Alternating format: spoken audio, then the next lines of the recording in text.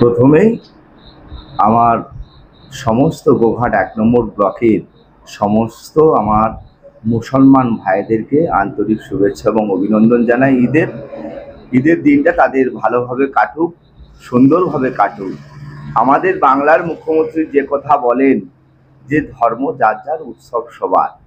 এই যে আমাদের ঈদ, সেই ঈদের যে শুভেচ্ছা প্রত্যেকটা স্তরের আমার যারা গুরুজন আছে, আমার মুসলমান ভাইদের যারা আমার গুরুজন আছেন, পিতৃতুল্য আমার যারা সমবয়স্ক বন্ধু আছে, মা বোনেরা আছেন, সকলকে আমরা সম্মান জানাই, শ্রদ্ধা জানাই।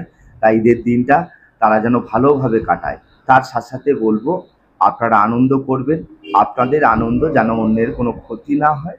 আপনারা নিশ্চিতভাবে পুরাতন দিন থেকে আজ পর্যন্ত যেভাবে করে এসছেন আনন্দের সহিত, সেভাবে আপনার দিনটাকে পালন করবেন, সবার মধ্যে আনন্দ বিনিময় করবেন। আমরা যেন সকলেই একটাই বার্তা দিতে পারি যে আমাদের শান্তিপূর্ণ গোঘাট, আমরা যেন শান্তিপূর্ণভাবে সবাই মিলে আনন্দের দিন, আনন্দ উৎসবের দিন আমরা যেন শান্তিপূর্ণভাবে কাটাতে পারি, এইটুকুই বার্তা দিতে চাই।